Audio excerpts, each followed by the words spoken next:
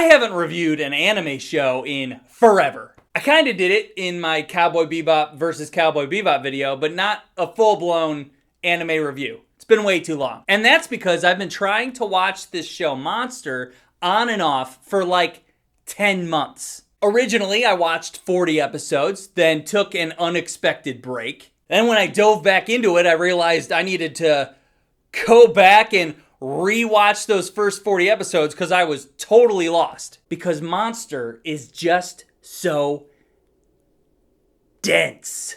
I guess it didn't help that I watched the whole thing on YouTube. And YouTube channels that house full seasons of shows typically get taken down within a week or two. So I kept having to wait until the episodes popped back up on another channel. But now I'm finally done. It has been a journey, to say the least. And I'm glad that it's over. I honestly don't think I have it in me to do it again.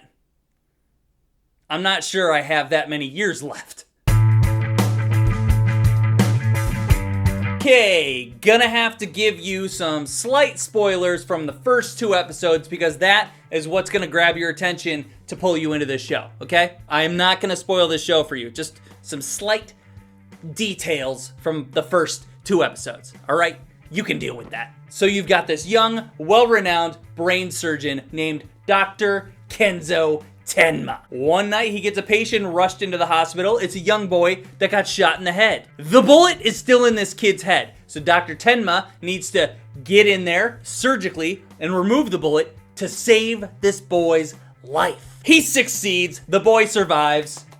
Yay. Dr. Tenma, what a hero. No, sir. Because there is a 9-year time jump and Dr. Tenma discovers that the little boy he saved grew up to be a mass serial killer. Tenma decides that the responsibility of this killer falls on him for saving his life years ago. And to stop this killer, he embarks on a journey that just leads us to some pretty wild shit. Character-wise, Monster just has too many of them, and that's my main gripe with the show, but I'll touch on that later on. There's about 5 to 7 characters that consistently cycle through the episodes regularly. And honestly, I really only cared about what happened to those core characters. Mostly though, everything revolves around Dr. Kenzo Tenma and the serial killer. One guy that lives to save lives, and one guy that lives to take lives. And Dr. Tenma has this constant struggle throughout the entire series. He struggles coming to terms with the fact that he values all of life. Yet he feels responsible because of all the people that died at the hands of the murderer that he saved. The serial killer has this fantastic arc, just creating all these manipulative games while he controls people and he kills people and manipulating people to kill other people. And he has this motivation to just keep testing fate. And honestly, I think he's one of the most interesting antagonists I've ever seen. Eventually, the story has to bring these 2 characters together. And when that happens, it is just... whew. Okay. I think Monster is very, very, very good. But I do have some issues. The entire overarching story is pretty great. It's pretty great. I like the themes that are going on, and they have a way of coming full circle that I found quite fulfilling. And character-wise, the end of the show is kind of a perfect ending. And when it was over, when it wrapped up, after months and months and months of watching it and trying to watch it and rewatching it, I sat there and I thought, I really like this show a lot. But goddamn, it took forever to get there. The first 40 episodes, they're awesome. Love those first 40 episodes. Even when I had to rewatch those first 40, I enjoyed the shit out of that. And there's about 30 episodes or so that follow a familiar formula established from the previous episodes. And then the last 4 episodes wrap up everything with a gripping, solid, satisfying conclusion that made everything else worth it. Okay, the character issue. In the full 74 episodes, I swear they introduced like 100 characters. That's too many characters. The story is thick with conspiracy and wild investigations that just work their way to getting answers to the audience. They use characters as a way to convey and deliver information. They'll introduce new characters through characters that you're already familiar with, and then they take a couple of those new characters and they branch them off into their own side stories and introduce even more characters to them, slowly relaying information back through the chain. Just turns into this full spider web of people. And everything that comes with these new characters, they develop into mini, 2 to 5 to 10 episode story arcs. And for those first 40 episodes or so, that was working very well. That's when I started realizing it was becoming a pattern. And when you recognize the pattern, things start becoming more predictable. And for a while, I was able to predict a bunch of stuff. Lots of people die throughout this entire story.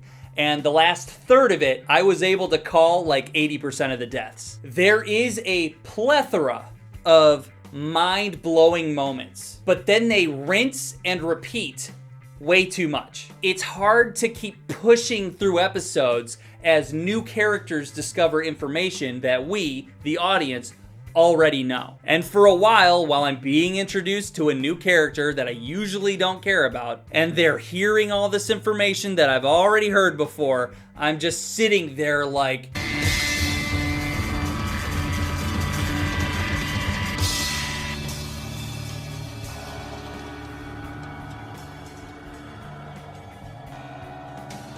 there are hours of this show that is just dedicated to recapping information. As sometimes it's very helpful because there is a lot of shit going on, but other times it is so annoying. However, when the core group of characters get into life-threatening situations or learn crazy new information, I was always just riveted, and it had a bigger impact because of the build-up. These things that annoy me do pay off. One of my favorite scenes in the entire show, probably my favorite scene, is when two investigators that have never met before, that we've been watching in different episodes, they're brought together and start sharing information, and each one has a different theory about who the killer is. Both of these investigators are fucking smart, okay? Just watching them square off while they're sharing their information with each other and arguing with each other, it was an absolute blast. And I will say, one of those characters was wrong. As I said before, there is a lot of repetitive information, and with that comes the repetition of so many nouns. Johann Liebert, 511 Kinderheim, Dr. Tenma, the Red Rose Mansion. Those nouns, they're gonna be burned in my brain forever. Time-wise, Monster takes place from the mid-'80s through the mid-'90s. Some of that was actually pretty nostalgic, and the show fits that time period very well. Specifically, I remember there's a character smoking a cigarette in his car, and he puts it out in an ashtray in the car, and I was like, that's a nice little detail. All of the show is based in Germany. All the characters are German, except for Dr. Tenma. Dr. Tenma is Japanese, and boy, they will never let you forget it. The funniest part is that everyone in the English dub, which is what I watched, everyone has an English accent. So the Germans have an English accent. Dr. Tenma, the Japanese man, he has an English accent. But every once in a while, there'll be one random person that has a German accent. I don't get it. It's fine. It's fine. There is violence, just not crazy anime violence. I'd say regular murder. Although there was one scene where someone is being tortured with nail clippers. That scene made me incredibly uncomfortable. Should you watch Monster? Yeah, I think you should. Especially if you're an anime fan. This is not like an anime I've ever seen before. It's this ongoing investigation between different characters that just builds and builds and builds and builds and builds. And all those building blocks does create a full, great story. It's got a great good versus evil dynamic, and we all can appreciate that, right? But you're gonna need to set aside some time to watch it. You're gonna have to pay attention, all right? Or else you're gonna have to start over like me. Don't be an idiot like me. Just watch the show and enjoy the great moments. Deal with the repetition. Just gotta deal with it, but it's worth it. And enjoy. Enjoy Monster, alright? Yeah. See ya! Subscribe! 511 Kinderheim. 511 Kinderheim. 511 Kinderheim. That Japanese doctor, Dr. Tenma. He's Japanese, isn't he? I'm German. 511 Kinderheim.